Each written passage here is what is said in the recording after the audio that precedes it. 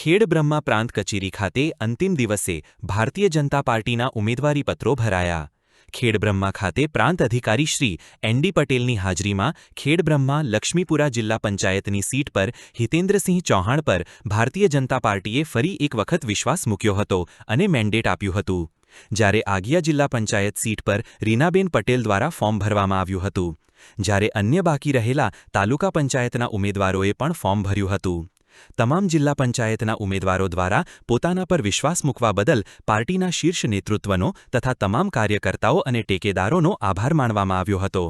ત્યારે બીજે શનિવાર હોવા છતાં ફોર્મ ભરવાનો છેલ્લો દિવસ હોવાથી મામલતદાર કચેરી અને પ્રાંત કચેરી ખુલ્લી રાખવામાં આવી હતી અને કચેરીઓ દ્વારા તમામ રાજનીતિક પાર્ટીઓના મેન્ડેટ અને બાકી રહેલા ફોર્મ સ્વીકારવામાં આવ્યા હતા।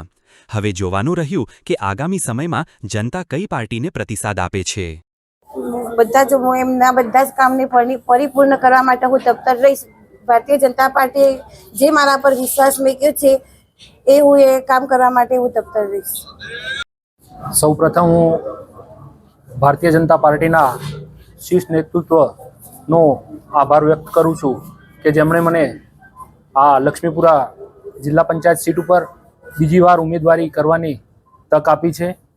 અગાઉ 5 વર્ષ આ ભારતીય જનતા પાર્ટીની સરકાર દ્વારા આ લક્ષ્મીપુરા જિલ્લા પંચાયતના વિસ્તારમાં અનેક વિકાસના કામો થયા છે અને લોકોના સાથ સહકાર થકી આવનારા 5 વર્ષોમાં પણ આપણે સૌએ સાથે મળી અને વિકાસના કામોમાં અગ્રેસર થવાનું છે અને આપ સૌનો આજે અમને ઉર્જા પૂરવા બદલ ખૂબ ખૂબ આભાર વ્યક્ત કરું છું।